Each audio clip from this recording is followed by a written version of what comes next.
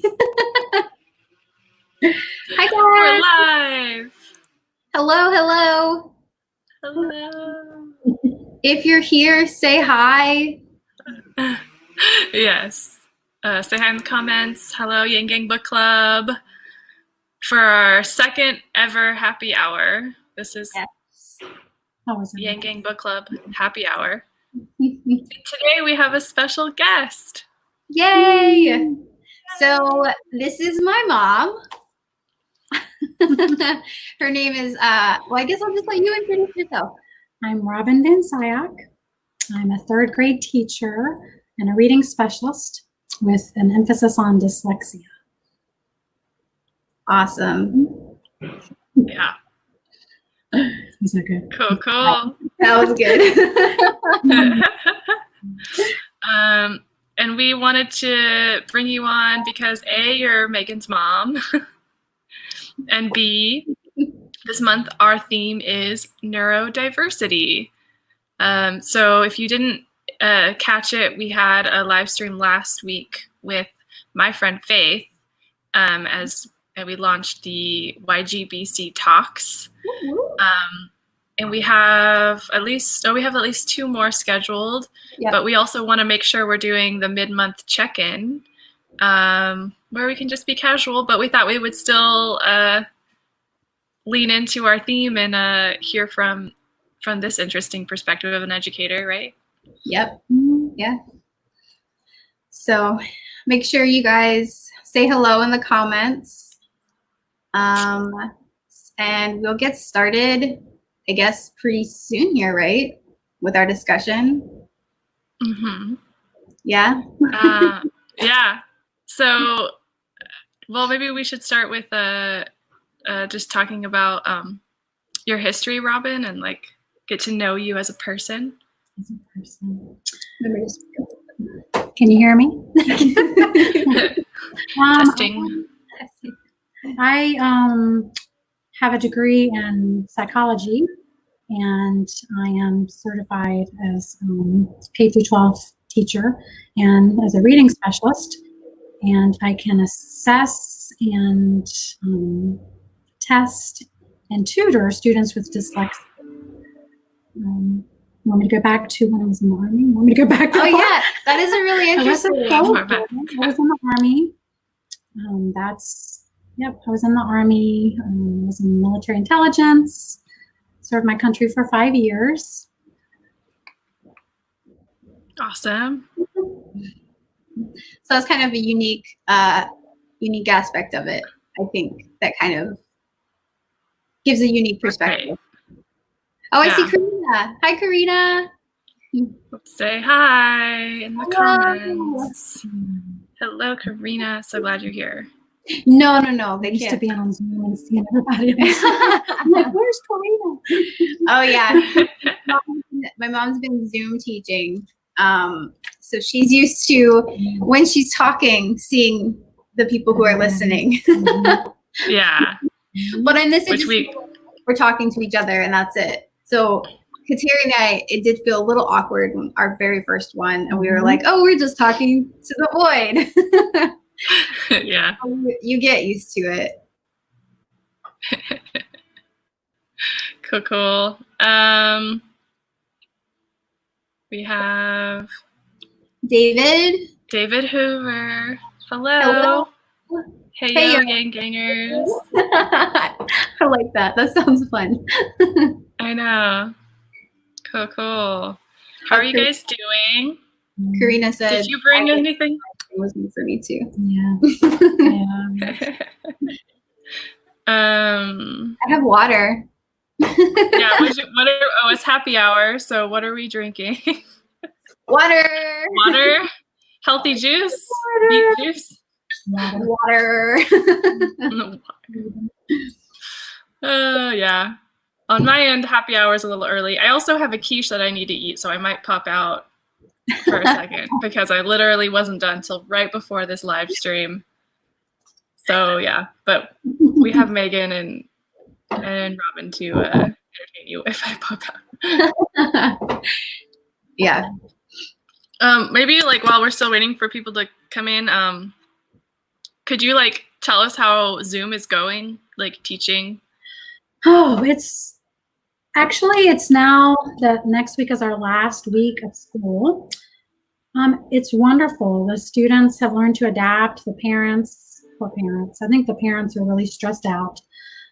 I think I ask a lot of my students. I expect a lot. My expectations are high.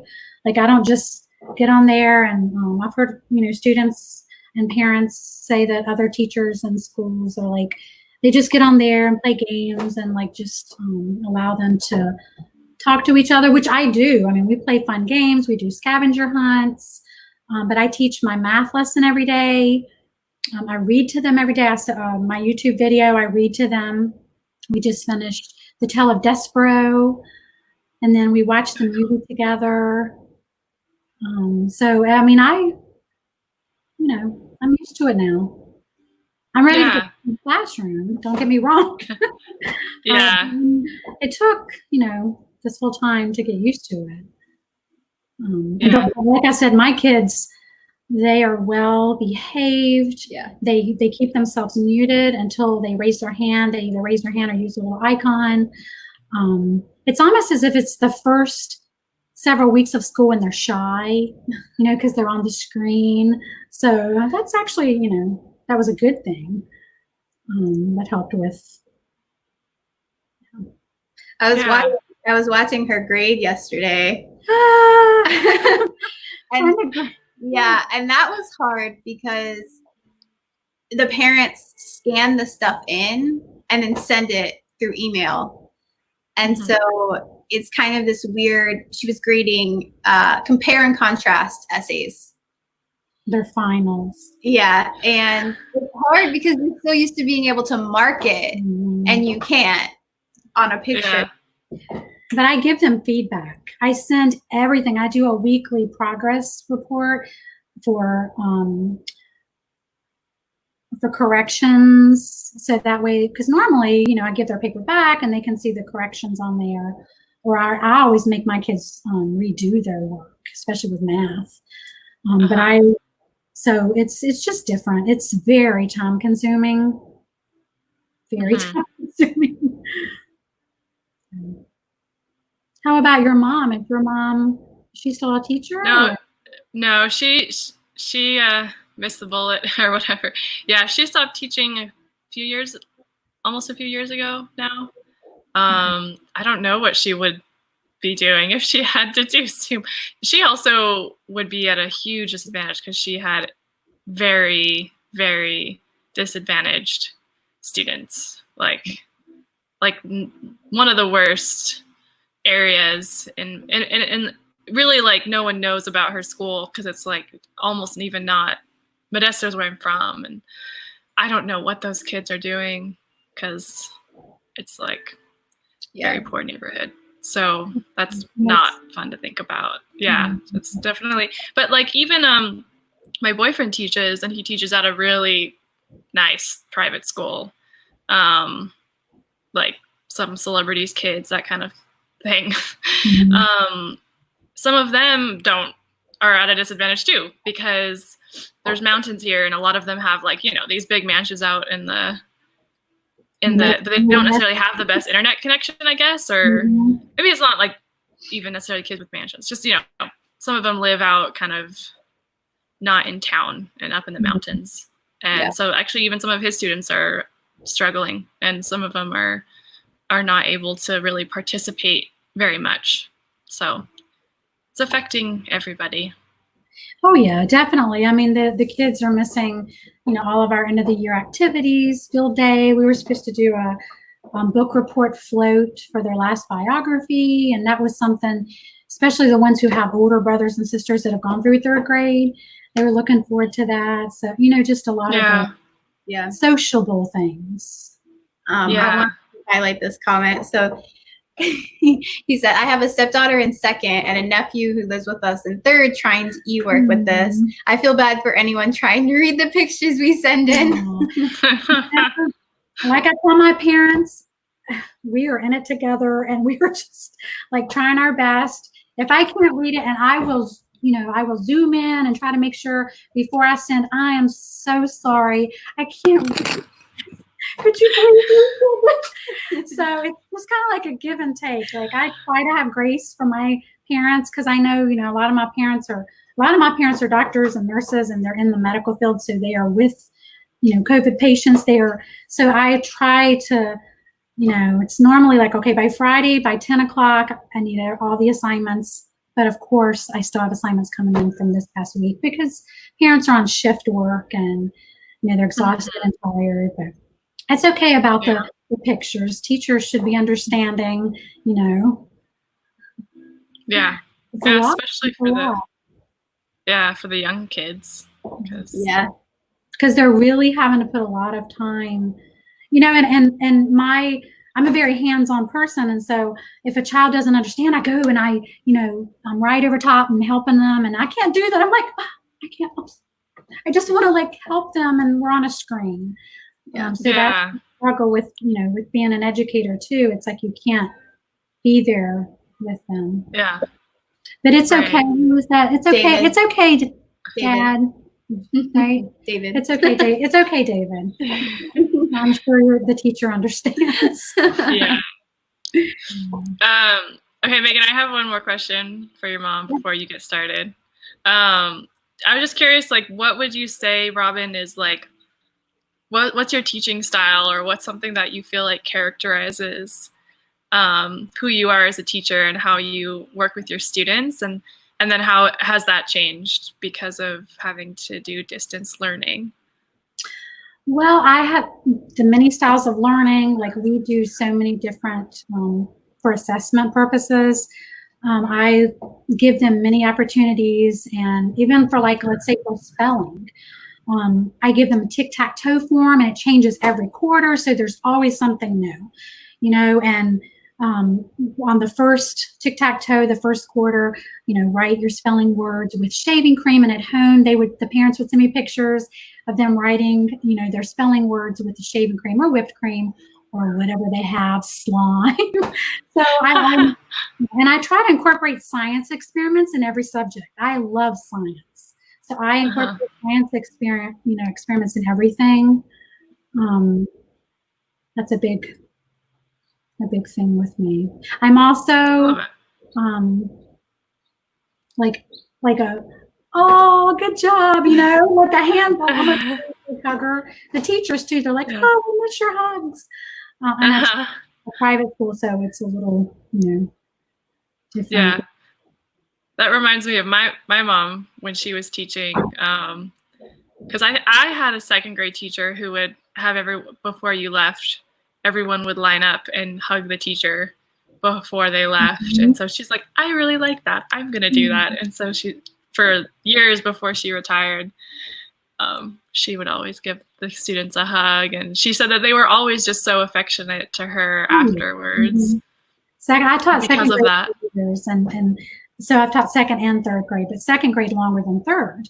And the kids they just, they thrive. They love that attention. Yeah. That nurture feeling. And I'm sure for the kid, you're going to have the kids where they got in trouble that day, but then they still get a hug at the end of the day. Oh, definitely. Yeah. I tell them I love them anyway, and that starts a new day. Right. There'll be a new day tomorrow. She's pretty great. Yeah. Yeah. Reading is my passion. Awesome. I read to them every day, and I'm very dramatic. And I use props, we read Charlotte's Web, and I had Wilbur, the stuffed animal, and so I use a lot of props, and we do a lot of readers theater. That's great. I love that. Yeah, I was telling Megan, I think on the last stream or something, that my mom, actually it was almost as a form of protest, because they just had so much that they try to get the teachers to do and so much control over their classroom that she would be like, I'm going to read a picture book every day. It doesn't matter. Oh, yes. Oh, yeah. What I don't do. Reading I have big books in my classroom. I have the big books, the Napping House. Have you ever heard of the Napping House? No. That's one. That's a good one. Actually, I should. I don't know if it's in my stack of children's books. But it wasn't in that. No. Oh, the napping house is I don't know about that. Kateri. Best. Oh, I love it. Well, maybe I have. I haven't like looked at picture books too much recently, or I feel like I like had all the ones that I loved when I was a kid, and then I check out the picture books like when I go to the store, but they're all like new picture books. So I feel like there's like kind of a generation that I missed. So someone brought up. What was it? I was gonna say someone brought up Stregonona recently, and I was just like, I loved that book so much. That's a good one. Yeah. Cool. So are we ready to get started? Yeah. We have 4 people. If you just showed up, say hi. Kateri and I, you'll find, Mom, we say a lot of the same things at the same time. Yeah, we're just like, oh, wait, no, you go. But yeah. So I guess just to get started, I wanted to talk about your journey to becoming a teacher. Because it wasn't necessarily traditional. No. So I think it's a cool story to kind of go into. Cool. Well, I mean, I've always wanted to be a teacher. When I was a little girl, I would make my poor baby sister, Rebecca. Well, she's a nurse now, but she had a Nurse Nancy book and a little nurse kit, doctor's kit, and I had a chalkboard. And okay, you're my student. She's like, if you're my patient, and then that's what we grew up to become. But I mean, I always loved writing on my chalkboard and teaching, and in exchange, I had to get my temperature taken and my blood pressure taken. No. Cool. Sorry. See, those essays were still where in my brain. Question again. Just teacher fatigue, computer strain. My eyes are. We're laughing because I do that at least once or twice a live stream. Kateri will say, "Megan, what do you think about this?" And I'm like, wait, what were we talking about? I write sticky notes and have notes all to myself everywhere. I'm like, so I can remember things. So the question was, not the question, but just talk about your path to becoming a teacher. Well, I went to college, and then I knew I wanted to be a teacher, and then I wanted to be an oceanographer, and then a teacher again, and then I went to college, and then. Actually, everybody said, "Oh, you'll make more money as a nurse. Why don't you go into nursing?" So I did for 2 years. It was horrible because my baby sister, we were actually in anatomy and physiology and chemistry together, and I made it all the way through 2 years. And when I went to do the practical part, I went to go give a lady a heparin shot in her stomach, and my hands are shaking, and she's like, "Oh, honey, go ahead and just don't worry about it." And I'm like, no. And my nursing professor was like, "Honey, do you want to be a nurse?" "No, I don't want to be a nurse. I want to be a teacher." So, needless to say, I went back to school again to an education. In the state of Virginia, you couldn't major in education. So I majored in psychology at the time. I majored in psychology, and then I went an extra year with my education classes. And then, so then I went into the Army right after that, and I served during September 11th. I was actually at NSA, essential employee at NSA at the time when the planes hit. So that was, yeah, it was a day. It was a day. It was a day. Wow. Yeah. And then after getting out of the military, I taught second grade for a couple of years, and then I actually homeschooled my children for 2 years. And then I went back and taught second grade, and now third grade. So, yeah, that's my journey, my educational journey. Cool. Yeah, so funny. Yeah, I knew Megan had been homeschooled, but it just like clicked with me. It's like, oh yeah, like your teacher mom was your teacher. Yeah. Yep. Yeah. 2 years. That's cool. Yeah. And at the time, I think it was Sydney who was in second grade. Mm-hmm. Yeah, so first and second. Yeah, so she was actually teaching my sister in the grade that she taught. So that was kind of cool. Uh-huh. Wow.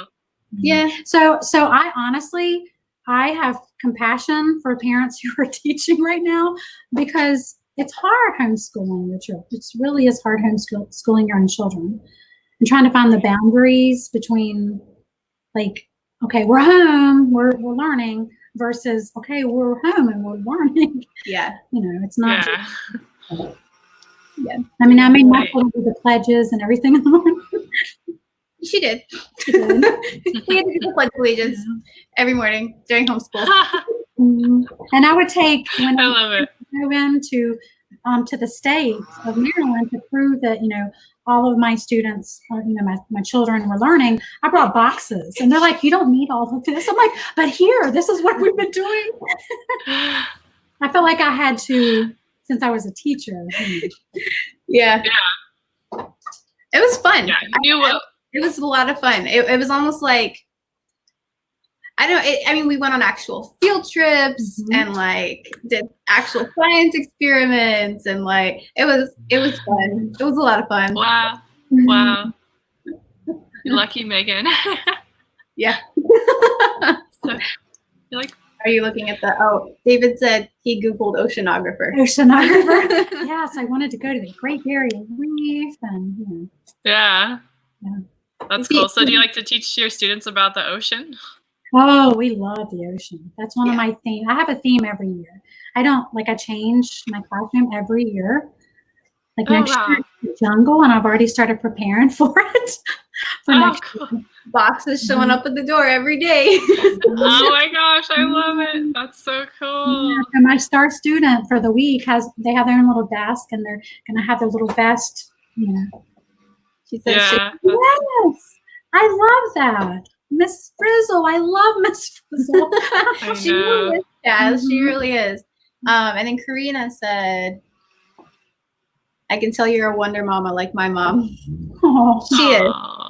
She is. She was a wonder mom. Very strong. Thank you. Thank you, Katrina. Karina. Sorry. Yeah, it's hard to see. Kateri, Karina. Yeah. Yeah. Just mixed them there. You notice she gets distracted by the comments, right? She keeps. Yeah. I do that all the time too. So you know, you had that becoming a teacher. Should I just put it up? Yeah. Yeah. Down here a week before. So David, the day, March 13th, when we learned that we were going to be out for 2 weeks, we sent it all home, and I got my YouTube channel started, and I started just like, hey, I'm still here. You know, they called me, one student called me, her mom was like, she just, you know, the next weekend, she was like, she misses you and it's confusing. And I talked to my student on the phone. So yeah, I think with the schools, it was hard for the schools to start e-learning. I've heard of some schools who started later. One school system here, my husband's friend, he and his wife both teach in a different school system than I teach at, but they started, like you just said, after spring break. I think it was like towards the end of April, actually. Fortunately, my principal, he just, you know, he just ran with it from the beginning, and we just started distance learning right away. They almost forgot to do a spring break. Yeah, but we did. And yeah. They kind of had to remind him, like, hey, we have to do spring break. Yeah. But yeah, I mean, I started off with Google Meet, and then I moved to Zoom, and then I started off trying to have like 2 hours a day and split the time up, and you know, we had office hours. And the other question. She'll put them up. Okay. There. Yeah, don't worry. If Kateri catches a question, she'll throw it up there for you. Do you remember the games on the Apple computer that was interactive? Well, interactive games, like what? Do you have any examples, Chaz?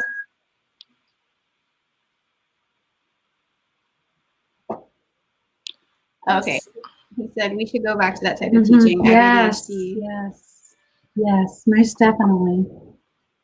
The games we played, I remember we played Oregon Trail. Did you play that, Katerina? That was the one. Yeah, that was the one. And then when they would teach us typing skills, they had those interactive games. Especially Chaz with math. I like that would have helped me. Would have helped me. Especially with math. She knew. I struggled with my math. I still don't. That is awful. If you ask me what 3 times 7 is, I would have to think about it. We do. Parents too, like when they're when students are learning, especially 3rd grade multiplication facts, and of course, dyslexic students have a hard time with multiplication facts. Yeah. I say, okay, now go outside, boys, and play basketball. And every time you do a hoop, you say those multiplication tables. Girl, boys or girls, basketball, jump rope, hula hoop. While they're brushing their teeth, like put it up on the mirror so they're seeing it. So they're, multi-sensory. You're seeing it, you hear it, and you're actually doing something interactive. That from Oregon Trail, you shoot all of that meat, and then you could only carry so much back to the wagon. It's amazing that that's like a collective experience for all of us. And like someone does like that, and we're like, yes, oh my god. Nancy Drew, remember the Nancy Drew? You had to do the clues and Nancy Drew, based on getting sentence structure correct. Yes. She's very into interactive games. For sure. Yeah. I'm gonna go grab my quiche before we fully get started, so I'll mute myself. I need to eat. We're like, keep going, or get started without me. That's fine too. I don't know. IXL is a great IXL. That's what our school uses. IXL. It's some interactive, but you have math, language arts, science, history, even Spanish, like for our Spanish, because our kindergartners start out with Spanish.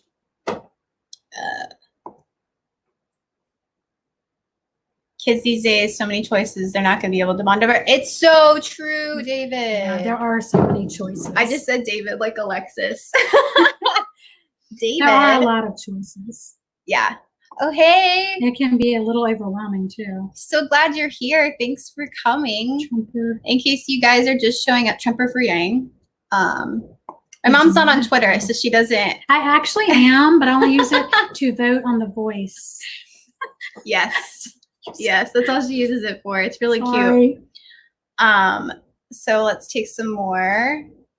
Carmen San Diego really helped with yes, Carmen. Yes. You guys are getting Carmen San Diego. The arts and language arts. Where are the arts and language arts? Where are the arts and language arts? That's why when we do especially book reports, we were doing a book report float, and they build their character or it was a biography. You could do it in a using a bottle or a box, and it's like a 3D.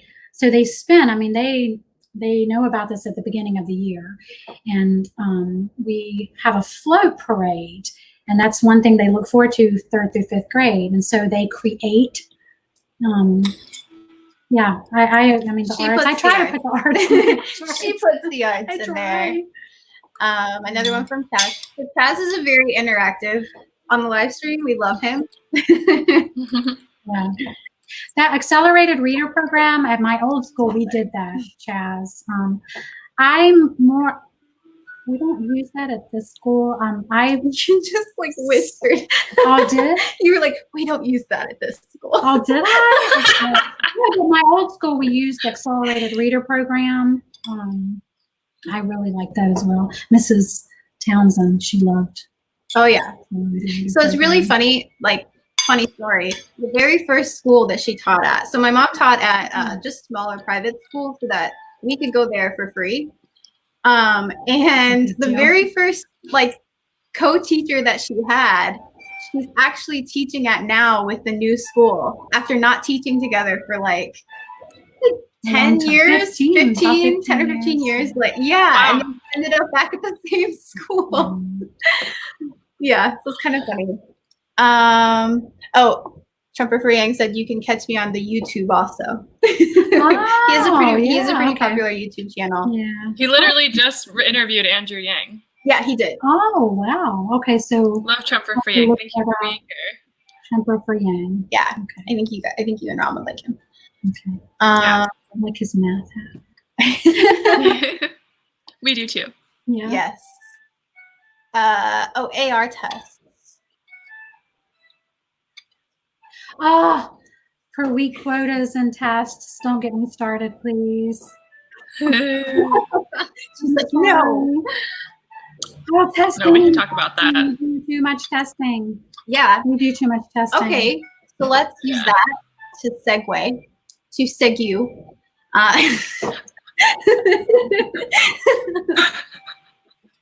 We were literally just talking about this, guys. That's why I laughed so hard. She just patted my knee like Megan. You know that's not how it's said. Okay, that's kind of a good segue into. So, you became a teacher after all that time. What made you want to get your master's to become a reading specialist? Well, mainly as a teacher, so my paper was on boys and literacy because boys hated reading. Well, not all boys, I'll take that back. Girls, reading, let's read. And boys are like, oh, can't we just do science, math? Can we go play football? So I wanted my main, why don't boys like to read? Why don't, boys like to read? That was my main reason for going back. I mean, one of the main reasons. Why don't boys like to read? And a big reason is a lot of teachers are women. True? I mean, a lot of teachers are women, and women like cute, cuddly stories and I didn't realize that about myself, honestly. I didn't. Oh, wow, I have been reading books that are like, so I got a lot of, Stinky Cheese Man. That's when I really, found out about, the Stinky Cheese Man. And the girls are like, do we have to read this? I'm like, the boys like, yeah, cool, Stinky Cheese Man. So it's a lot of it is what boys are reading in school. And of course that has changed a lot with this, this new generation, but my older generation, a lot of the stories were, yes, goosebumps and comic strips. Yes, exactly. Yeah. And that's cool. So when I give my students a choice on, book reports, we give them a choice. A lot of my boys pick the comic strips to do. They love that. Yeah. Creating a comic strip. Yes, graphic novels. Yes, exactly. Mm-hmm. Mm-hmm. And well, it's so interesting that you said. Sorry, Kateri. Sorry, go ahead. No, go ahead. And having men role models come in and read to them as well, like come in as guest speakers in the classroom so that they see that men read too. Yes. We just read Andrew Yang's book last month, and he has like a whole section on how just there's a real issue with boys just not even like going beyond literacy, though I think literacy probably has a lot to do with like the roots of it. But yeah, like seeing being intellectual and like caring about academic success as being feminine. Yeah, feminine. He has a whole chapter on it. It's really good. Oh, yeah. Yeah. Really good. Definitely. Really interesting stuff. Yeah. Yeah. Which I think for me, like, just, I don't know, because I can't speak from a guy's perspective, but for me, like, affected my relationship with boys because, like, I was really into that. And then there was just, I couldn't, like, connect with guys as much, like, at school, which is, it's like, I liked having guy friends. I would have, like, guy friends at camp, at summer camp. But then in school, like, I was, like, constantly like butting heads with boys. So I think that it like makes sense. See, so yeah. the boxcar children, definitely boxcar children. I have all of them in my classroom. I have a couple of bookshelves in my classroom with books, and in my garage. Yeah. Yeah. Children's books are, the boxcar children, that's a great. Yep. Boys boring. It was boring. Yes. Yes. They then get rethink K through 12. Yeah. Totally agree. That is definitely on the list to kind of talk about a little bit later. But and that's true, because boys think it's boring, because what are we reading? Cutesy little books instead of. That's why, when I went through to get my master's degree and I was doing research on why boys didn't want to read, that's when I got a lot of books, different, variety of books in my classroom, like, Stinky Cheese Man. Sorry, I keep going back to that, but the boys loved it, and the girls were like, ew, can't we go back and read whatever we were reading before? I was like, no, we have to read this too. Yeah. Alex, so she had reading material. No, like, she instilled in me just a huge love for reading from, I think she taught me to read when I was like 3 or 4. And I just had a love for reading ever since. And she literally, to this day, will still just pull out a children's book and start reading to all of her grown children. Picture books are not just for kids. No, but she will. And I could read one to you guys if you want. Towards the end. We'll have a special live stream. You'll read some. And boys will like, the men will, or the boys or the men will like it too. But yeah, like, she just really instilled that love of reading. And she's Mm-hmm. just very, for sure. Yes, chemical actions, Chaz. Yes. We always did a volcano experiment. Each child had to do a volcano experiment when I taught 2nd grade. And space, was it last year? Last year, my whole theme was space. And so everything was space, all the books. And boys love reading, space, chemistry, science, how-to books. Yeah. So that was kind of your transition. So once you became a reading Berenstain Bears. Berenstain Bears. Once you started getting into like the reading specialist stuff, which I also want to say was also not necessarily the traditional way. So she did it online. Remember you took classes? She did one class online. I didn't like it. She didn't like it. I did it all in person. But she took them like when she could. And I just remember for years. It took me 10 years because I have 4 kids. Yeah, there's 4 was teaching at the same time. And actually, that's why one of the reasons why I went in the Army is they paid off all my student loans because I went to a private college. So they paid all of it off. That's great. Yeah, so it took her a while to get it, which is like, for me, I always looked up to that, right? Because even though it was hard to do, she still did it, yes. And that's what kind of pushed me to like go back to school too. Because I was like, well, if she can do it and, she took the time, then I can do it too, right? Yeah. But yeah, so once you started getting into the reading specialist, but I don't want to touch on this too much because we'll get back into it, but when did you really start specializing in dyslexia? Okay, so it's been 4, 5, 6 years ago.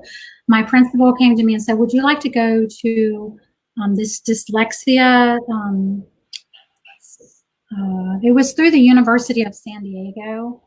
And Susan Barton, so Orton Gillingham is like, I don't want to get into too much technical terms, but anyway, Susan Barton is one of the leading experts on dyslexia, and she was the one teaching the course. And so honestly, when I went to college to be a reading specialist, dyslexia was never mentioned.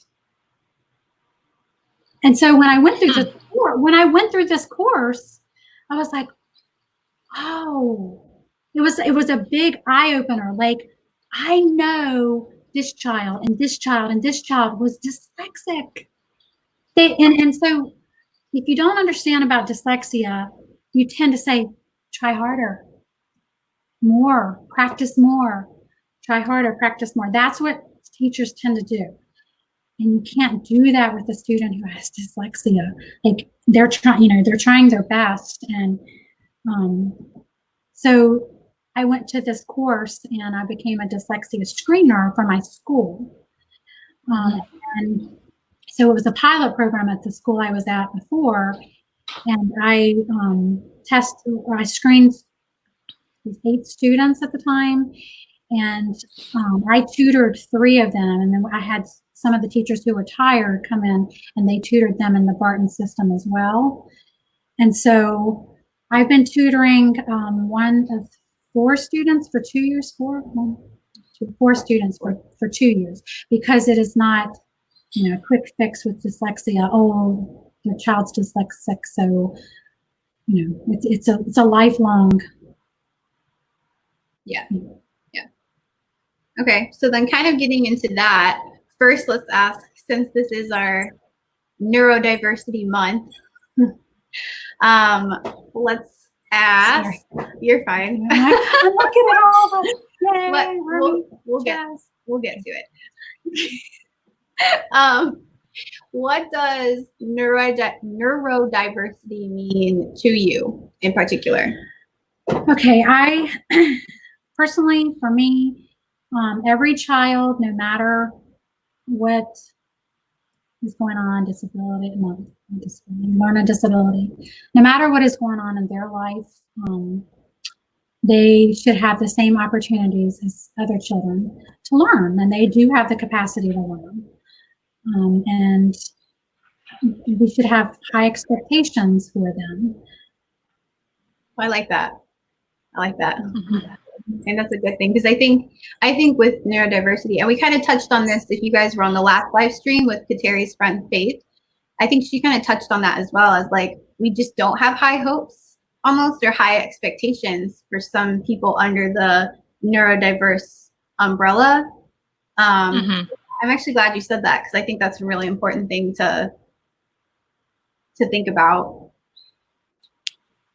Yeah, we just need to create a world where those high hopes are possible. And so it's like, if you just understand the issue, if you just take the time to understand what the needs are, it's often not that hard to accommodate for people with, special needs or different abilities.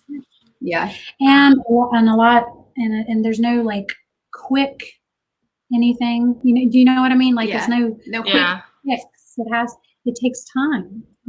Right. And that's like one of the first questions when I screen a student with, possible dyslexia. The parent's first question, one of the first questions, how long is this going to take? Right.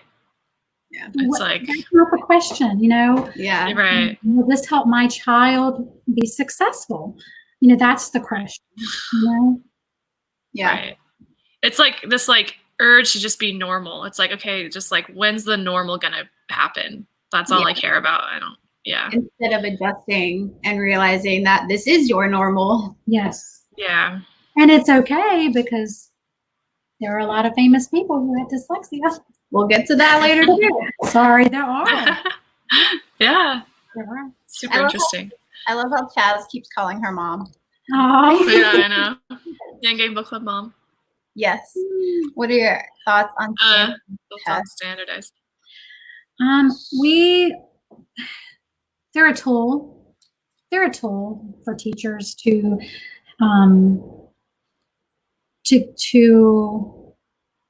fine-tune their teaching.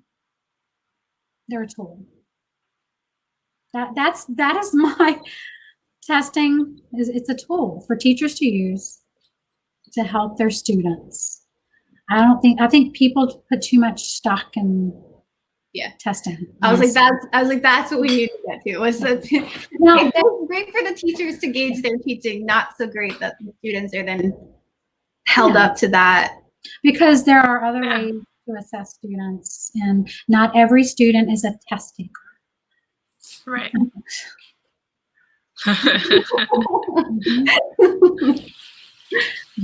I mean, we can teach them just to see. I mean, it does help to see if the students are progressing. I mean, it helps to show growth, but it also helps to see where the student needs help, and how we can best help them as teachers. Mm-hmm. So best uses the tool, not so much as a measurement of worth, I guess. Yes. Yeah. Yes. Yeah, not so much.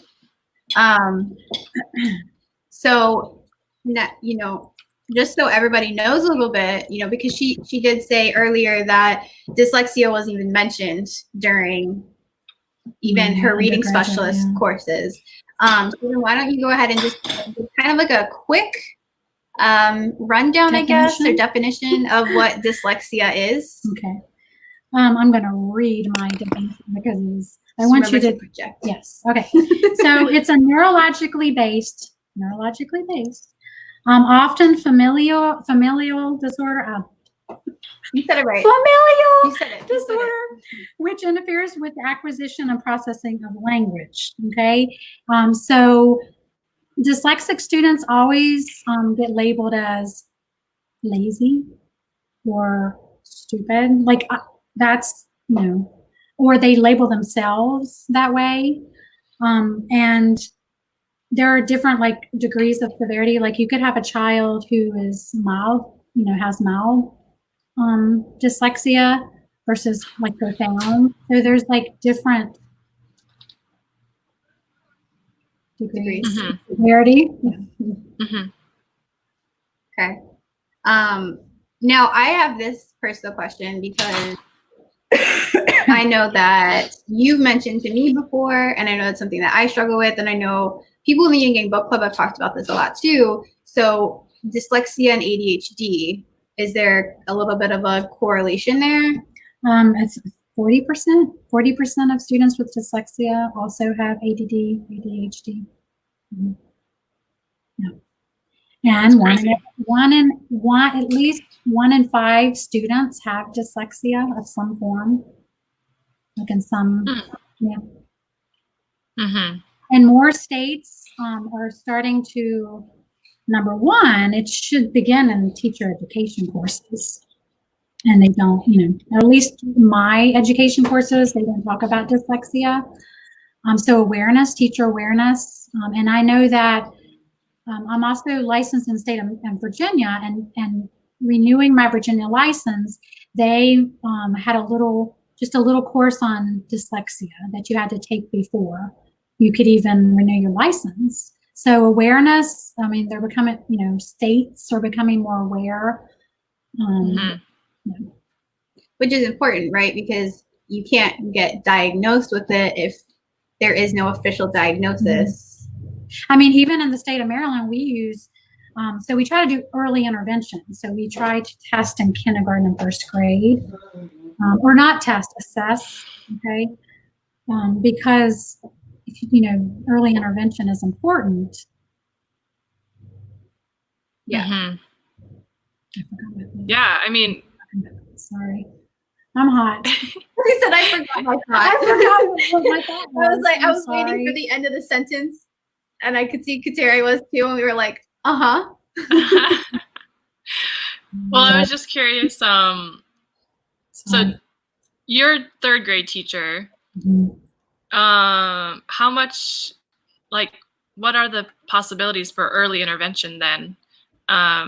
Because you're kind of limited to that age group personally, right? But I can screen kindergarten through 8th grade.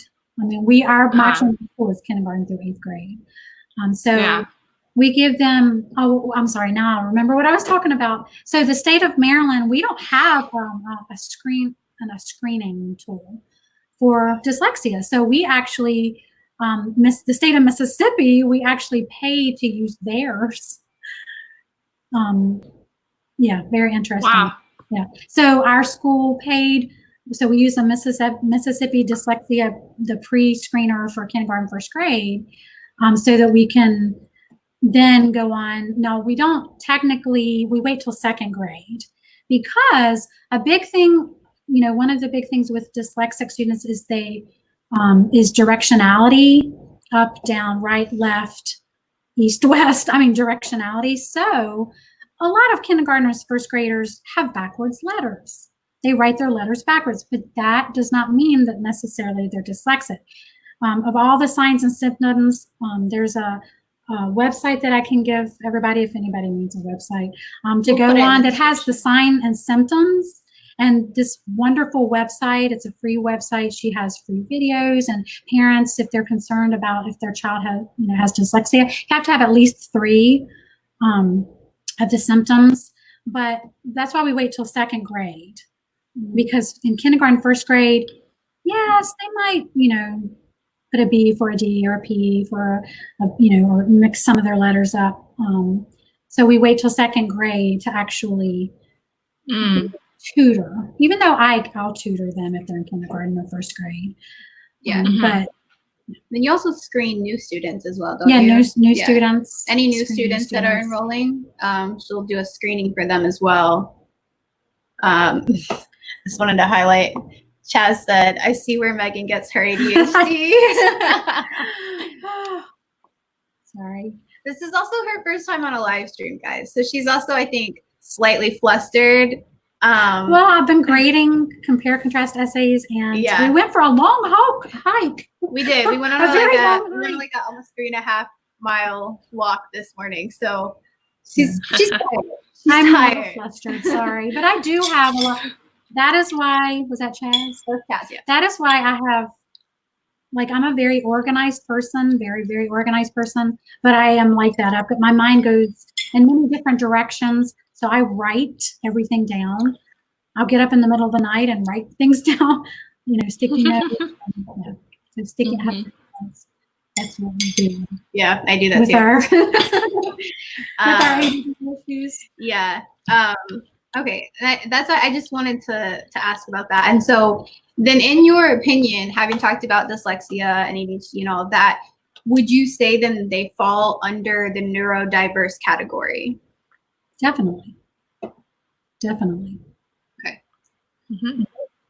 Why would you say so?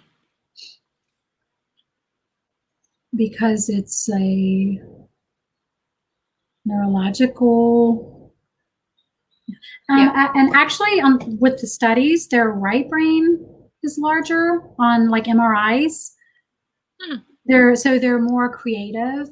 And if I could just tell you all the famous people, she really wants to talk about dyslexic, because they're creative. They're creative. Dyslexic students, just dealing with dyslexic students orally, they can tell me they're so intelligent, when they're talking, but when it comes to reading and writing, Yeah. Okay. Hello. There's a cat. I love all the cats in Megan's live streams. It's just so great. There has to be at least one. This is my kitty. Yeah. Okay. I was making sure the wound is not facing the camera. She has a wound. Yeah. She does. She was an outdoor cat, and now she's not. She's not anymore. But she really wants to tell you guys, not the cat. It's on my laptop here. Oh, I'm so sorry to anyone who saw that.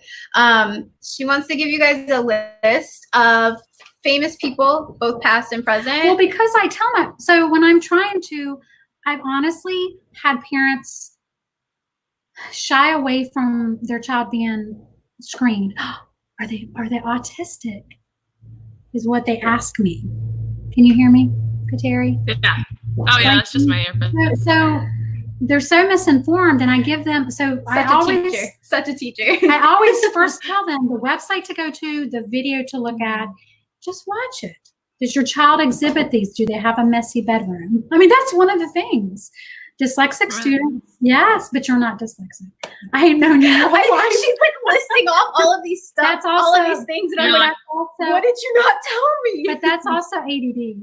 That can be but yeah. So it was parents shy away from me saying, I'm like, they don't want to talk about it. And But I try to say, I have hypothyroidism and I have to take thyroid medicine. And I know that's like a medical, I mean, but it's like, but if you are dyslexic, you just need to learn in a different way. Right? Yeah. That's probably not the best analogy. Well, no, because I try to sometimes use, I try to sometimes use like, because people don't talk about neurological and mental the same way they do physical, but it's all physical, right? It's your brain is still part of your body. Yeah. I mean, your brain is controlling everything in your body. So it's like, really, there shouldn't be a difference. No, yeah. So I understand. Yes. So I understand why you would use that kind of analogy. But I stayed with them over the summer, and there was one girl that was supposed to get diagnosed or have a screening done, and her parents took her to the first screening and said, okay, we'll get her tutoring. And instead, they just kind of decided no. And they made sure to tell my mom, don't give us an official diagnosis, essentially. Because they didn't want it in the child's record. They didn't want it in her record. So it was just, but it's interesting because it's like, this is something that could really help your child, but the stigma that's kind of surrounding it. And this was in first grade, and now she went through second grade, and now she's coming into third grade. And at the end of the year, they're like, oh, Miss Vanscyoc, we need help. We need help with, it's like, I will help her, but it would have been so much better in first grade. Yeah. If we could, because just because of the social things, they don't want to read out loud. Students with dyslexia do not want to read out loud. That's why I do not have my children, if they do not want to read out loud, they do not have to read out loud. And I have small, reading groups, which some people don't. I'm still in the old fashioned, I have little reading groups, and like my space theme, we had like Venus and Saturn groups. So there was just their group. There was no, I'm the only one that knew that this group needed a little extra help. Like they didn't know because it affects their ability, their willingness, their ability to learn because they're so shy or. Yeah. Well, David has a good question. He said, how does dyslexia differ from autism? Is it totally different? I hear a lot about autism being a spectrum, but I don't hear much at all about dyslexia. This is a phonological processing in the brain that they just have to learn in a different way. It's not autism. It's two different, it's like apples and oranges. Yeah. But I think she was saying too, dyslexia is kind of a spectrum in its own. There are degrees, right? You were saying? Yeah, there are, yes. So that's probably where there was a little, because of the spectrum. It's just a different. It's just a different spectrum. It's not. Yeah. Sorry, I'm still looking at my. So okay. These are just stories of like, no, this Jack Horner. I don't know if anybody's ever heard of Jack Horner. Let me go to the end because it's so long, but I'm just like. So Jack Horner. He was a paleontologist. Yes. Okay, he's a famous paleontologist. He was the first one to discover dinosaur egg with the embryo in it. He was dyslexic. His autobiography, he said he was an introvert and he's extremely shy and he didn't like to speak in front of people. And then it just goes into his, this is back like in the 1980s, 70s, way back. And he would stutter because of, just the embarrassment, not because he actually had something, a speech impediment, but because he was embarrassed. Kindergarten through 8th grade was extremely difficult for me because my progress in reading, writing, and mathematics was excruciatingly slow. I would never stand to read out loud in class, even if the teachers threatened to give me failing grades, which that is awful. Teachers should never do that. The joke was that I only carried school books. What? I only carried school books. My glasses. Okay.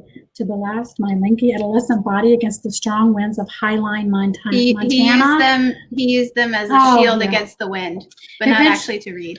Eventually, I managed to graduate high school, but just barely, having received D's in all required classes, including English, in which my grade was a D minus, minus, minus. I didn't even know that was and he said, the teacher told me that this was essentially an F, but that he would never wanted to see me again. That was indeed the last time I saw him, but I did send him a copy of my first book. Oh, I can't believe there would be a teacher that would be discouraging to a child. To me, that just, yeah. But this guy, he grew up, I just saw he had a GPA of 0.06 in university. Mm-hmm. But he was this really intelligent paleontologist. Do you know what I mean? Like, and so she'll give these examples of, more well-known. So these are actors and entertainers, Orlando Bloom, Tim Conway, Tom Cruise, Anderson Cooper, Patrick Dempsey, Walt Disney. Yeah, Danny Glover, Robin Williams, Henry Winkler, the Fonz. Anybody knows who that is? Sylvester Stallone, Channing Tatum, musicians, Beethoven, Tony Bennett, Harry Belafonte, Cher, Jewel. These are just named John Lennon. Artists, Ansel Adams, Picasso. Yeah.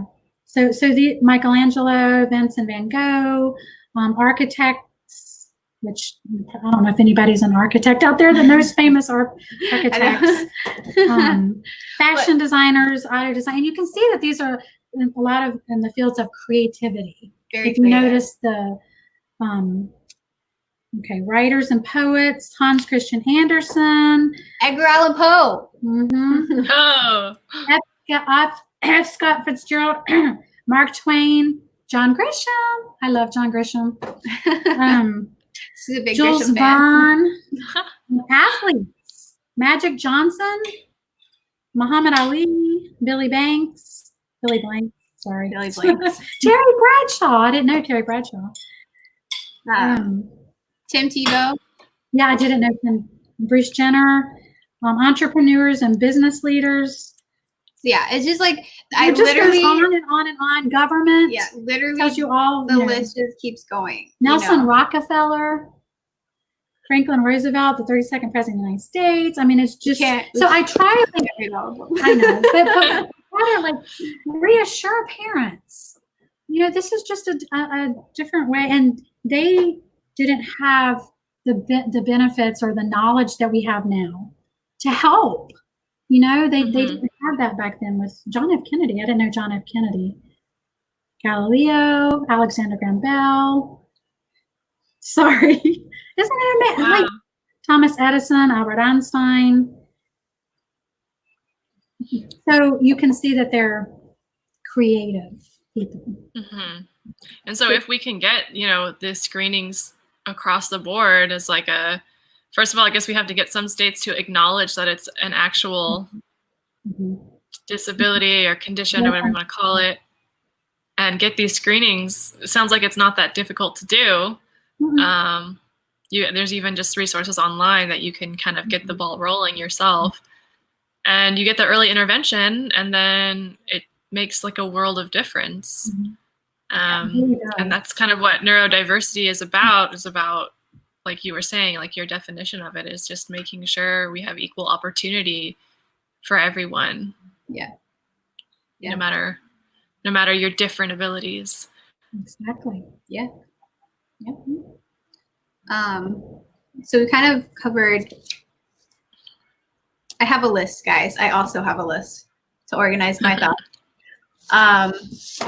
First, Chaz said something too. Said these are examples of why we should not focus on the standardized tests and focus on whether they can practically apply the concepts. Yes. Yeah. And I feel like that's especially true if we're not going to be dealing with is the wrong word that I'm not, that's not the word I'm looking for. But if we're not going to be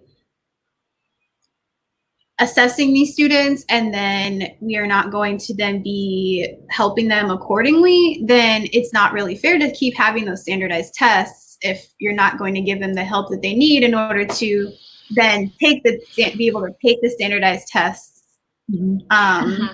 at the same level as everybody else. And the students that I have assessed and am currently tutoring, when they take their standardized testing, they work with our learning resource teacher and she lets them read it out loud or reads it to them.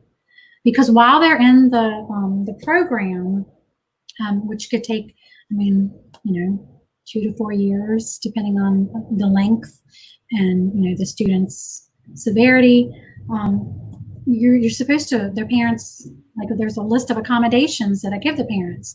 Parents, read out loud to your students. Like you can read it to them while we're going through, the system, while we're going through this reading and spelling system, read to them. Or, it can be an audio book. Yeah. I know we're going to talk about children's books later, but I was just wondering if you've ever done wordless picture books. Oh, yes. Yes. Yeah. I have them in my because I didn't know. They can create. I didn't know that they were, I just didn't know that they were like a thing until recently. Yeah, I love those. Yeah. So we were talking about the diagnosis and talking about like you brought up self-diagnosis and so did my mom. So she does have a website that she knows. I guess you can mention it, but we'll put it in the description for you guys. This one specifically, okay, I don't think she has it on. Yeah, well, this is just what I used to. I can't see it. To tutor. No, that's just what I used to tutor with. That's because Orton Gillingham she's just one of the systems, and she doesn't want us to say, oh, this is the only one. Yeah. Brightsolutions.us. That's the website, brightsolutions.us, and there's so much information. And there's even like a little video that parents can watch. And if their child has more than 3 symptoms, then they go to their teacher. Yeah. No. So I feel like if more people knew about it, it'd be easy. So I feel like one of the things I wanted to ask too was how has working with students with dyslexia and then some of them that do have ADHD, because I know of a few that definitely do, how has that kind of changed your worldview as a teacher? Well, it's changed my teaching style. And I do see that one of the things, Chaz, assignment books. So dyslexic students have a hard time copying from something, like from a board, with the assignment books. So we have RenWeb. Our school has RenWeb, where we put the assignments on RenWeb, so they don't actually have to copy, especially students with dyslexia, because of the directionality. Plus, they can't. They have. So when I tutor, I use blue paper for dyslexic students because this is just one. Everything is copied. This is one of my students' files. It doesn't have their name or anything, but I use blue paper because looking at like a whiteboard, that's a big thing too. But you can get like a colored overlays too for students with dyslexia, like when they're reading, that helps them because white with the glare. Yeah, and we can't use like papers with glossy finish. It has to be like, I guess matte. Yeah. Well, that's the thing too, because someone else said, I can't find the comment, but I think it was Silver Talon. They said when they write, it had to be on a straight line, or else they would copy it like a mirror image. So that's why it would be backwards. Say it again. So they said it had to be. I couldn't find the comment. I like scrolled back and I couldn't find it. Leave that up for a minute because I want to address something really quickly. Okay. Yeah, go ahead. Yeah, I was saying, do you as teachers or our parents had to sign their day to make sure students were doing the work and the parents were engaged? So we do use an assignment book, except for like my students who are dyslexic. They don't have to. Parents just, one of my students, the assignments are on RenWeb, and so they go on the computer and they write it down for their child so their child's not embarrassed. And, because I don't think children should be embarrassed in any way at all. Yeah. I try to go out of my way to make the child feel comfortable and like, it's okay. And yeah.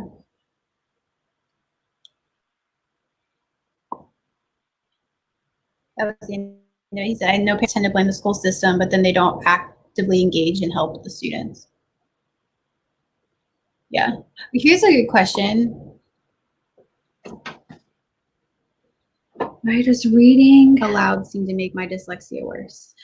No, not you. Okay. Is this person with dyslexia? Yeah, they do have dyslexia. Have you ever had any tutoring? Like, I don't want to get personal, but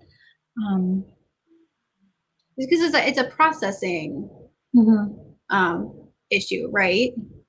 Well, okay, so if you've never been tutored, you have a problem. Like, students with dyslexia have difficulty with phonemic awareness, just even the simplest sounds. So when they're so concentrated, a student with dyslexia is so concentrated on getting it right that maybe the reading out loud is affecting them processing it. Okay. Does that make sense? I can see what you're saying. That's why my students with dyslexia that I'm in the system, tutoring them, I tell the parents to read out loud to the students, not the students read out loud themselves, that the parent read to the student, or they get the books, audio books. Yeah. Well, because they're focusing so much on, they'll see like the first part of the word and just assume what the word is. Oh yeah, that's a big, way to tell if the student, as a teacher, if they see board and they say bread, they're just looking at the beginning sound. So that's why if you're dyslexic and you're trying to read out loud, you're trying to focus on the print and hearing it at the same time. Oh, here it is. That's what it was. It's the same person. When I was learning to write, I had to write on lines that were perfectly straight, or I'd write my name completely backwards. Oh, okay. Okay. Yeah. Yes. Okay. Completely backwards. Perfectly straight. That's, now dysgraphia, dysgraphia is the writing part of, I don't know if you've heard of dysgraphia. That kind of goes hand in hand sometimes with dyslexia. The writing part of it. I wasn't aware that it was two different things. Yeah, dysgraphia is when, like you're saying, writing on a straight line, you go under the line, up above the line.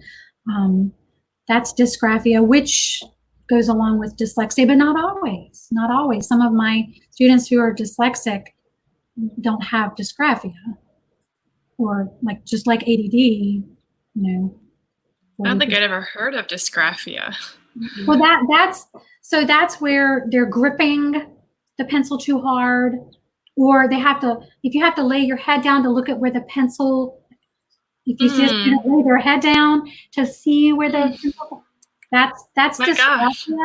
That's, I did that. No. Or if you're trying to make it straight and it's going, up and down. Yeah. I'm learning some things about myself today, that's you guys. Wow. And there are it's like severe cases of that as well. Yeah, it's so interesting because I feel like I remember kids who would do that in school, and you just don't realize, you just think, even if you're a nice person, I was generally a nice kid, but the kids that are just always doing stuff like that, you just think that's kind of weird, you don't think harder about it. No, that's just that's dysgraphia. And usually if you go to, this is occupational therapy where they're trying to, I think that's occupational therapy. Yeah. I think that's because we have one of my students she goes to occupational therapy, and she's holding on to that pencil, and or laying down to try to write, or the lines are going up and down. Yeah. It seems like anxiety inducing, like to have that condition. Yes. And that's why a lot of students who have dyslexia end up with behavioral problems because of that. What's wrong with me? Why can't I learn like other students? And so they start acting out, and that's where the behavioral issues come. Yeah, definitely. Anxiety, behavioral issues. Yeah, super interesting. She's talking to Silver Tongue. Oh, which one? We don't grade penmanship in my school, thank goodness, because at my old school, when we had to grade penmanship, that is. Yeah. Yeah. And a student with dyslexia, they are one of the accommodations is they can type everything out. Yeah, well, that's something I wanted to get into as well. Is when you have accommodations, getting that diagnosis, you then can get those accommodations and it makes schooling a lot easier, because then you actually have that like on paper, not excuse, but you have that on paper reason for needing that. I went to a nurse practitioner one time who told me that he wasn't diagnosed with dyslexia until after he had gone through nursing school and was trying to become a nurse practitioner. And he was like, I'm really smart, but I'm not testing well. And he's like, I feel really dumb. So he got tested and he's like, I have dyslexia. And he said getting that diagnosis and then in turn getting the accommodations made going back to school to become a nurse practitioner so much easier. So much easier. Yep. And then that's why students with dyslexia do poorly in foreign languages, because they're trying to master English language. So we say sign language if there's a college or university they're going to that accepts like sign language, or if a high school has sign language, so they can meet that language requirement. Right. Yeah. I guess that kind of goes into one of the last questions I had was, what do you think the education system needs to do better with regards to dyslexia and ADHD? Just education, like more awareness, like so teachers, yes, and definitely teachers and parents, and more accommodations, and especially with parents, they don't want their child to be labeled. They don't want it to be different. Yeah. Right. And it's like, we're all different. How boring would it be? We're all the same. That's what I tell my students. Right. You're better at this. And I always make fun of when I'm drawing something on the board, I'm like, because for the months of the year, the knuckles, how the knuckles, January, February, March, April, May, and the months that have the knuckles are the ones that have 31 days. Yeah. So I'm like drawing it on my document camera, and I'm like, I'm not an artist. Don't laugh. Don't you laugh at my artwork, because I'm like, that is not my gift. We all have strengths and weaknesses, and we need to celebrate them and not. Yeah. Right.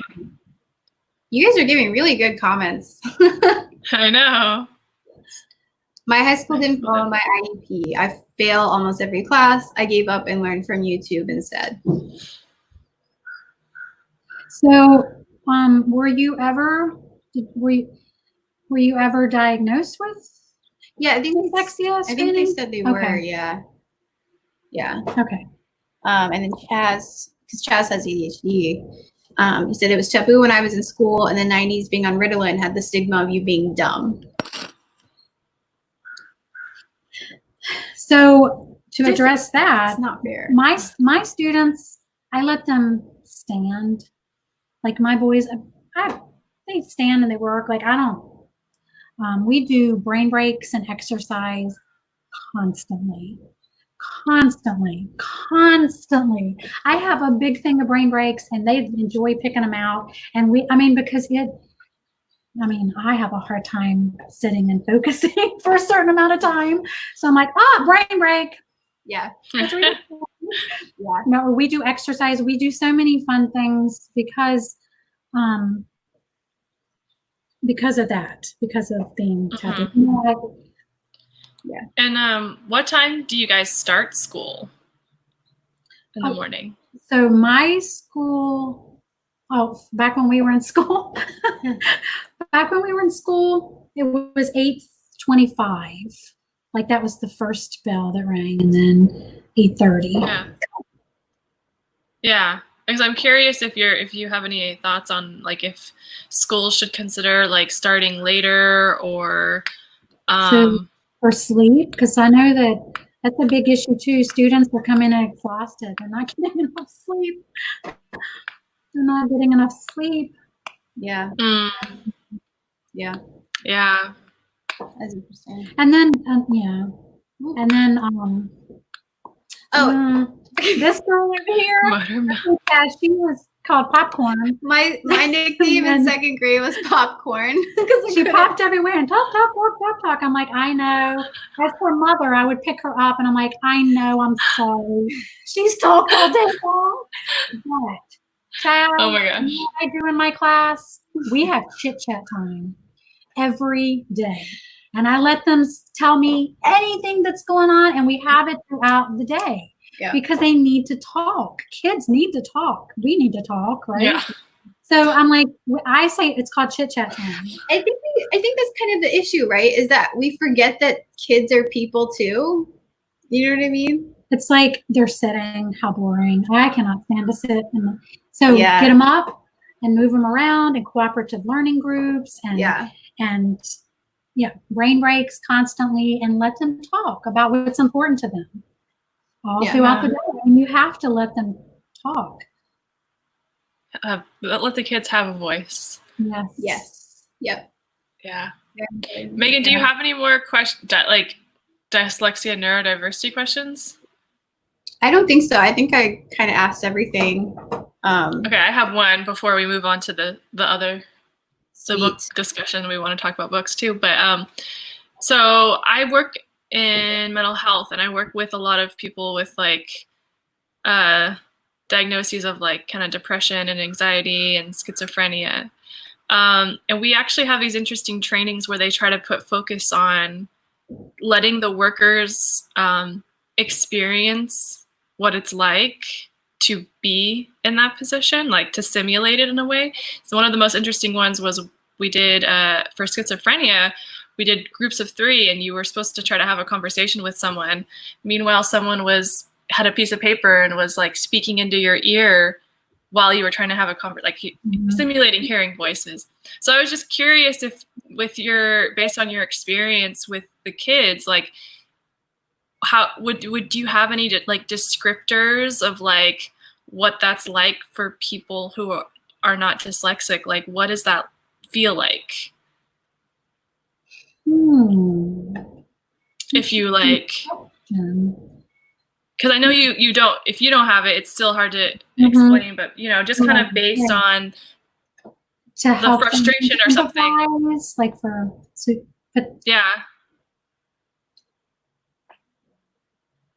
it's not like reading backwards. No. It's like somebody shook up the letters and threw them on the page, right? Mm-hmm. Did you hear that? Kind of like so it's starting in kindergarten when you say A says A says A. Their brain is not picking that up. The wiring, they actually showed neurological the studies with the brain, the synapses firing in the brain, like the children who are going there's like the neurons firing, and then you have a child with dyslexia and they're like, it's like they're not hearing the same thing.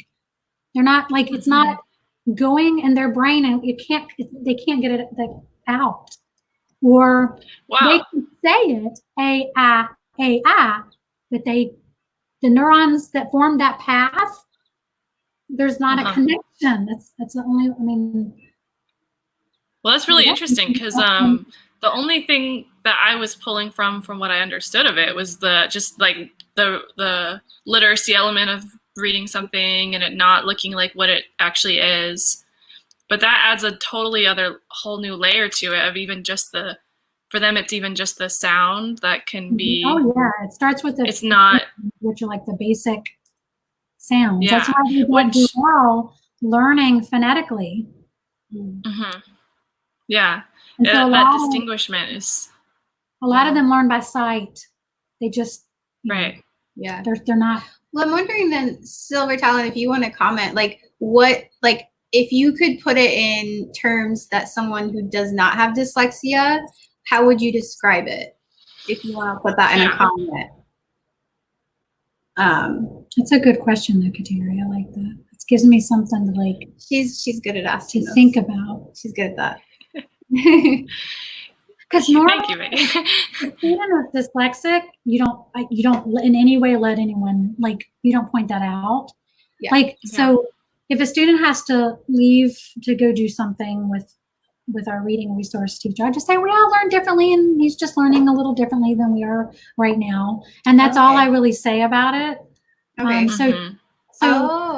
Okay. So they said it's like trying to read something that's in code, but the person didn't finish changing the letters. That's good. That is a. So it's kind of like it's like you're trying to crack the code without a key. Like there's no key. Mm-hmm. That's a really good way to say it. Yeah. So this method that I teach, well, this is like one of the. So this is most of my students are on level 4. There are 10 levels, and I've been doing it for 2 years, which lets you know how long it takes. But I only work with each child like an hour a week.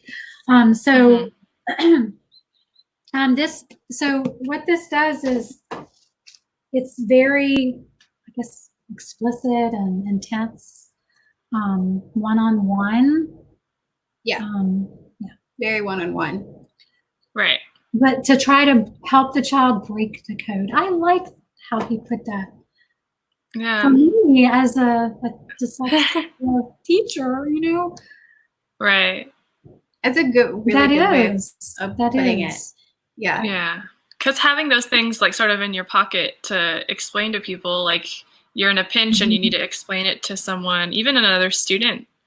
And it's like, that's how you can immediately have people empathize because, it's simple and relatable and so I think those things are helpful.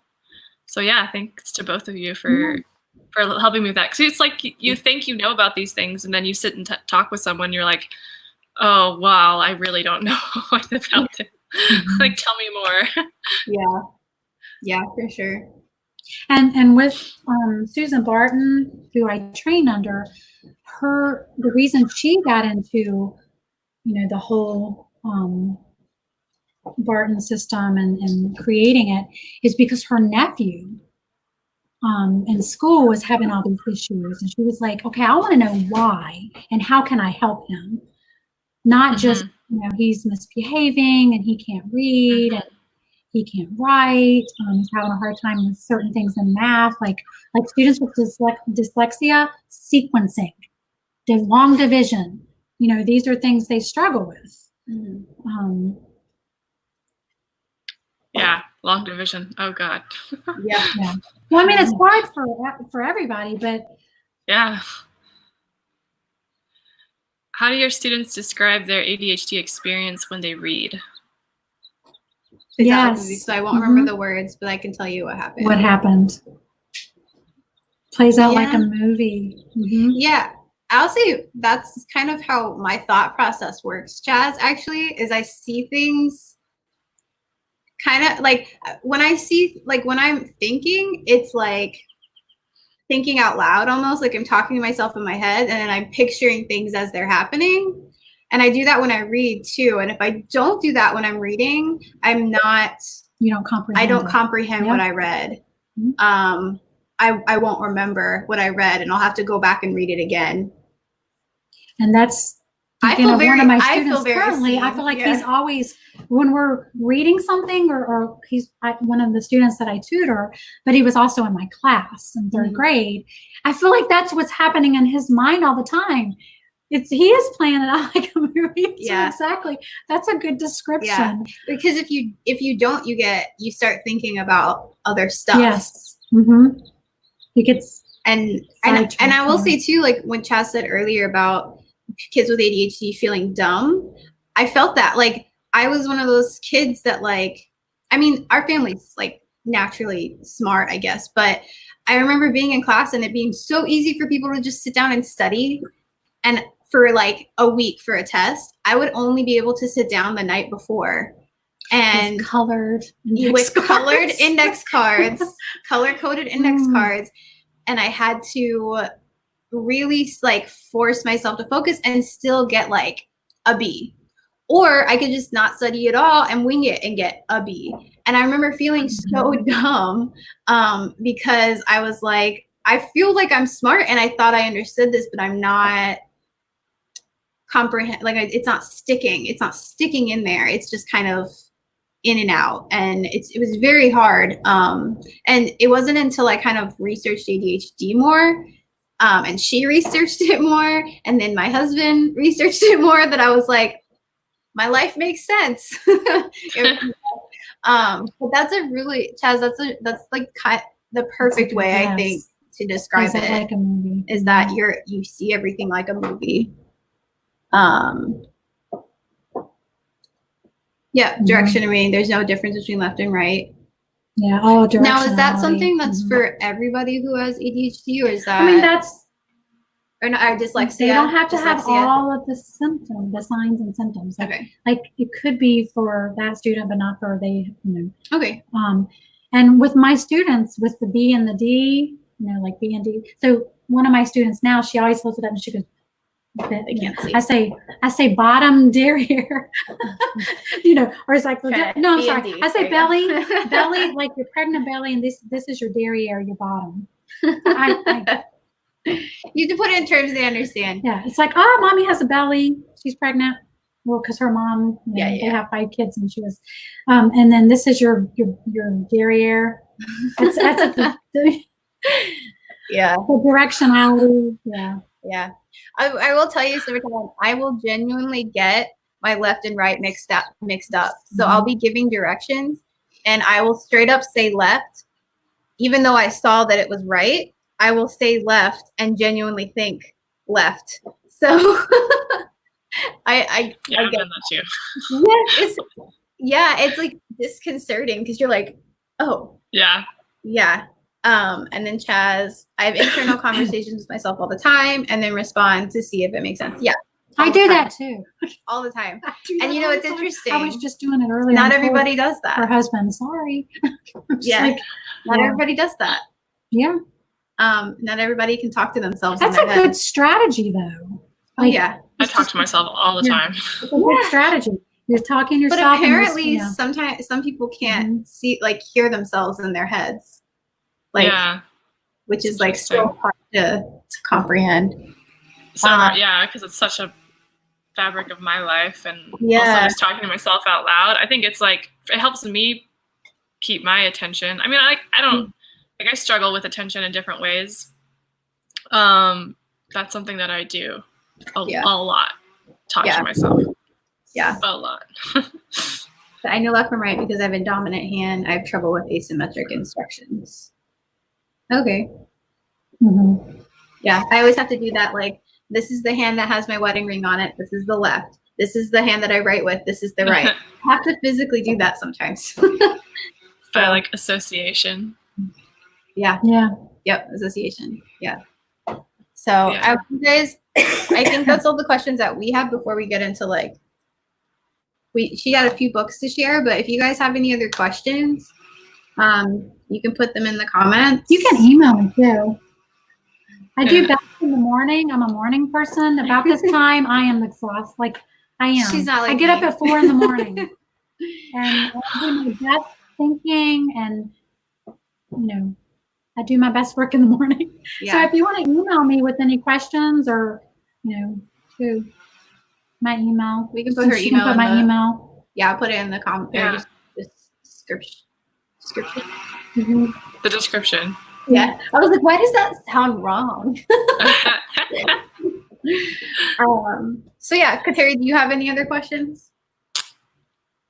No, I think that was my main one, and you guys talked about so much, so great job. I learned a lot. I think this is the most quiet I've ever been on a stream because Megan, you're handling the questions, and I'm just here to like learn. That's how I felt on the Faith live stream. I was just sitting there listening, and I was like, I don't have questions because you're covering everything, and I'm just learning. Yeah. And the Bright Solutions for Dyslexia, the website, it has a wealth of information on there. Yeah, we'll put that in the description too. Yeah. I'm gonna read it. I'm gonna, if you never know when you might find yourself in a situation where you actually are able to help someone because you have this knowledge. I really believe. David, thank you for reading the article.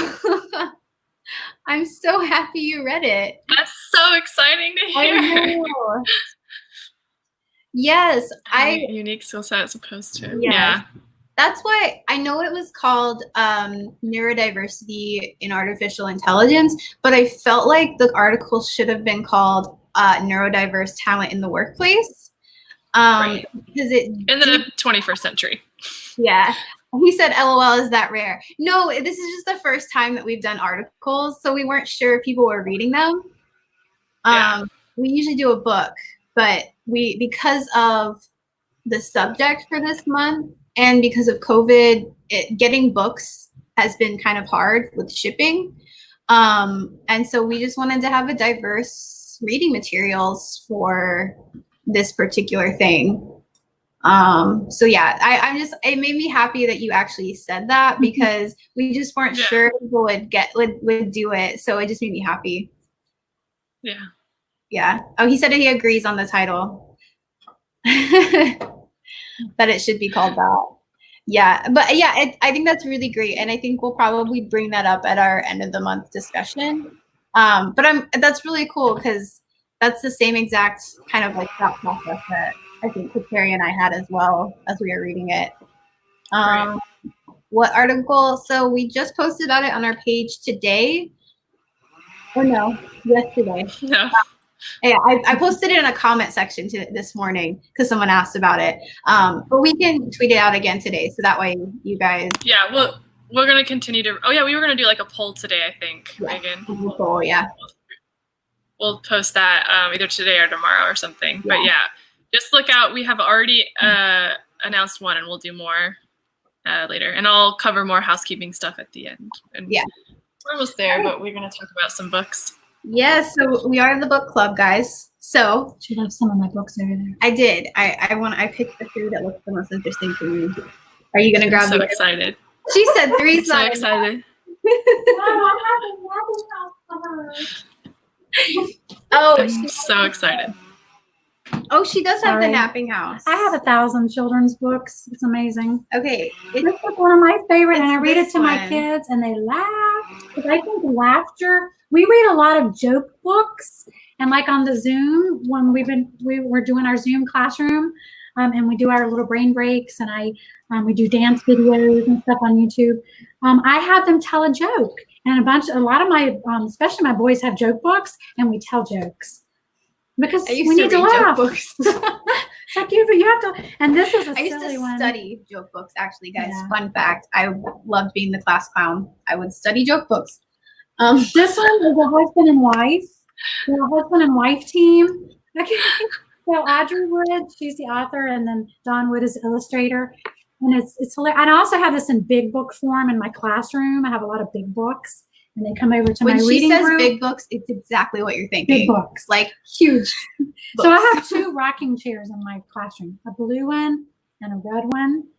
We use one for reading group and it's everything reading. But then I have one just for story time. I wish you guys could see our classroom. Rugs and they sit, and I read them. One of my favorites. And then this is actually a picture of them, the husband and wife. Oh, Yeah, they cute. have a couple of books. I have of theirs in my classroom. Oh my gosh. And then The Invisible Boy, Trudy Ludwig. You have to go the opposite way of thinking. The opposite way. Yeah. The Invisible Boy. Actually, one of the classes I took in seminar this past summer, that one of the professors read this book and I cried and went on Amazon and immediately bought it. I was like, oh, I've never heard of this. The Invisible Boy. It's like he's. Can you show us some of the pictures on the inside too? Yeah, because he's starting to disappear and fade. Oh my gosh. Because he's, he's I think shy. I can tell why you cried. He's different and he's shy, and he starts off in color.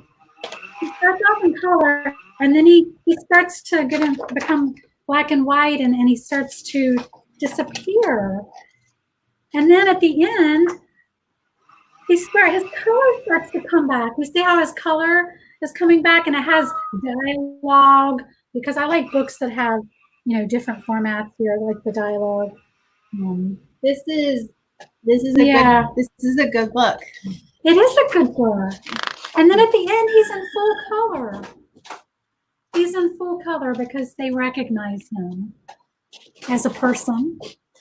She's like tearing up just talking about it. That sounds so sweet. I love that. The Secret Shortcut. I always, even my own children, but my students, if they can't find something, I always say, be a detective. You be a detective. And I call them little detectives over everything. So they like to find things for themselves. So this Secret Shortcut, Mark Teague. Yeah. This is a really cute one. Also, you guys, because these little boys are on their way to school. Yeah. She can't turn the teacher off, by the way. We were on our walk today, and we walked by a pond, and there were some turtles. And I said, hey, look at that little turtle over there. And she said, great job, detective. In a totally not sarcastic way. She was like, great job. Yeah.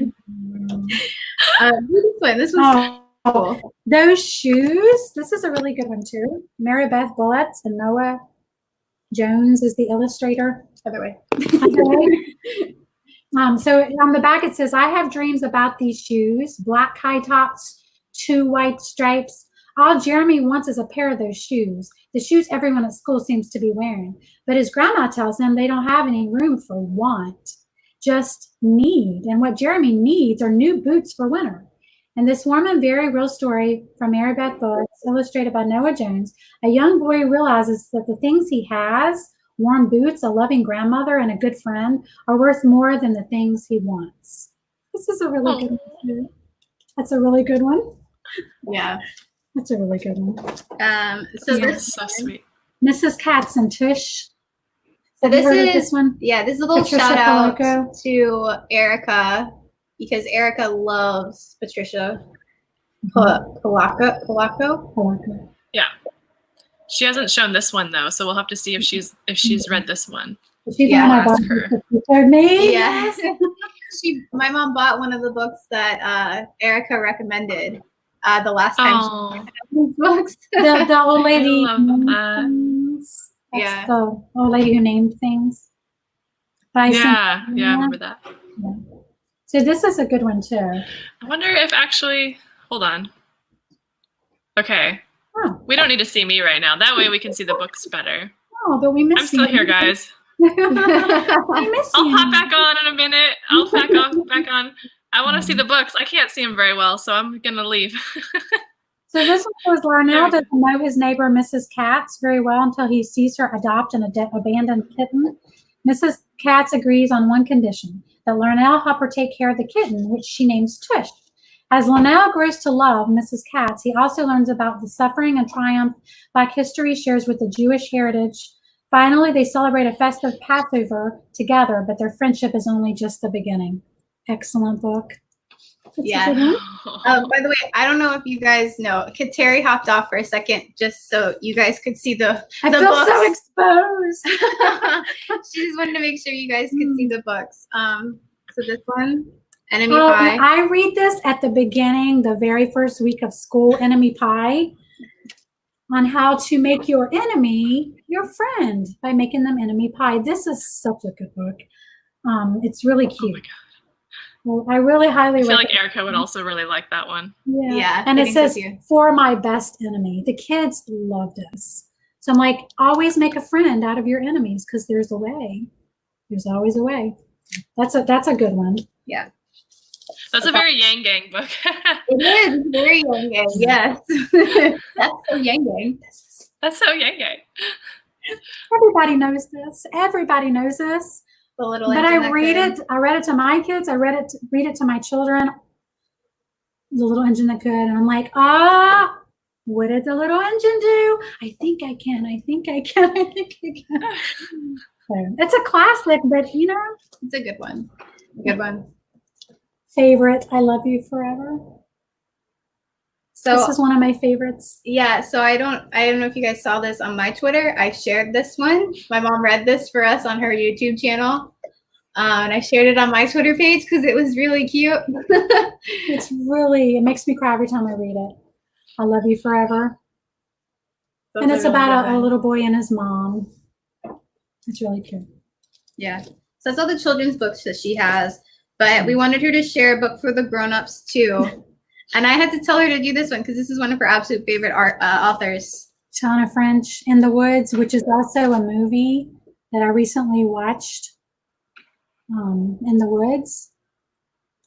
I have all of her books, but this is one of the ones that I watched as a movie as well. Because I like to read. I like to compare. I do that in my class too.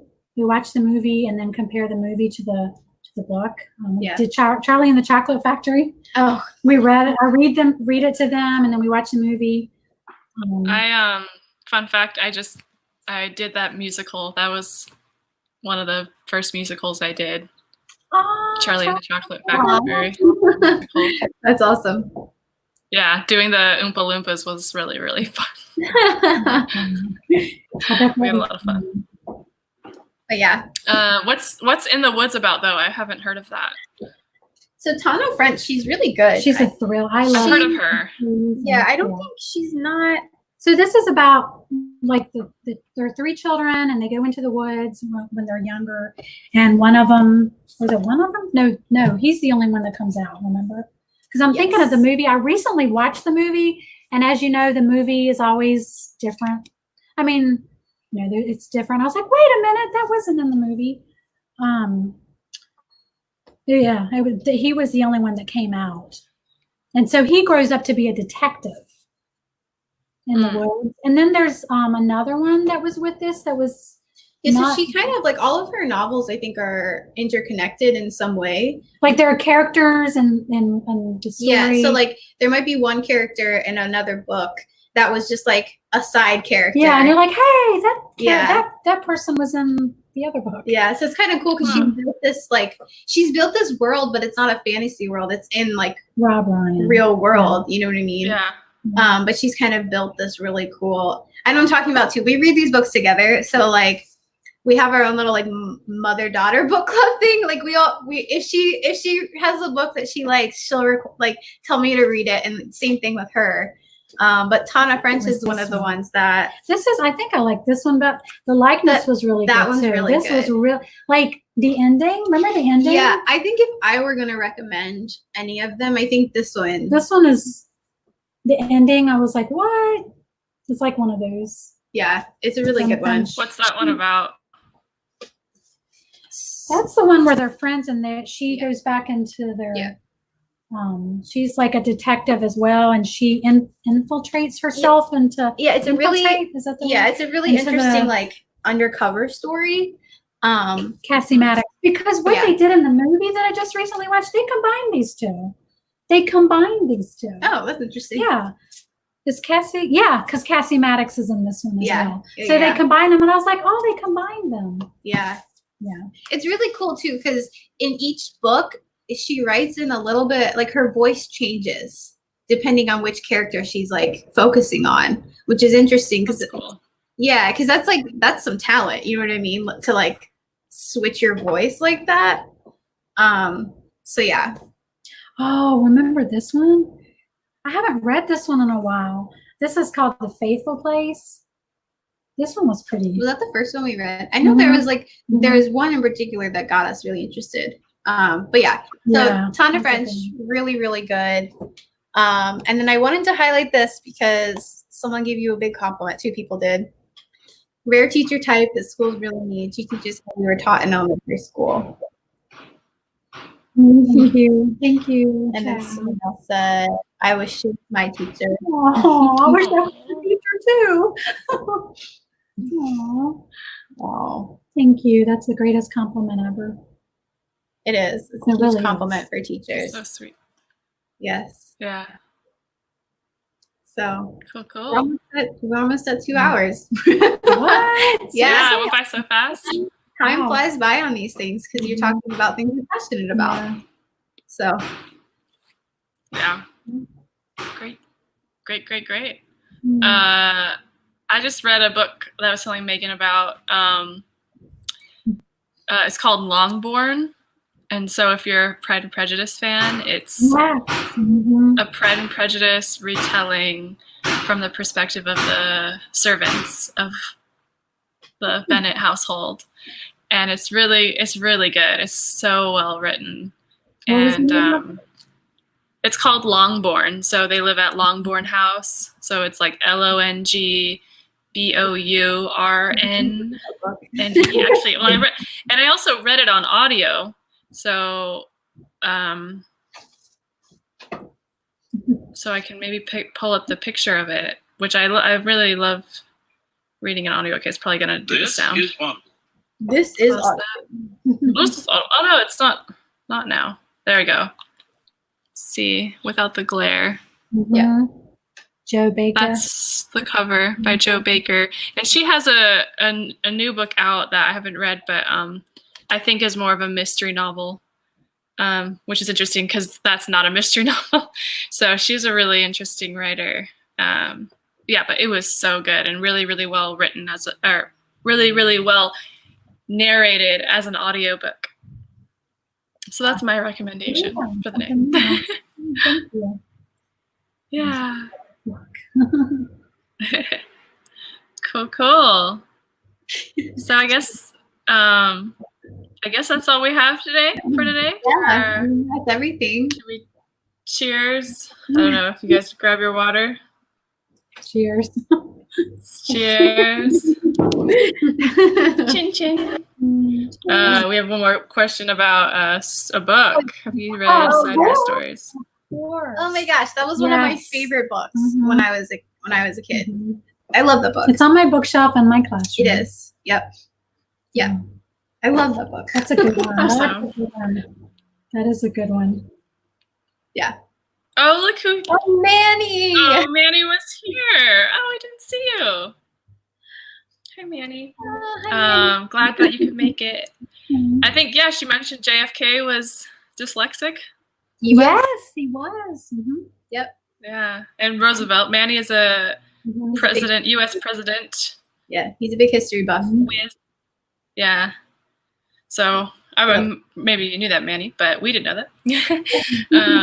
Manny's probably like, super interesting. Yeah. You didn't know that? Yeah.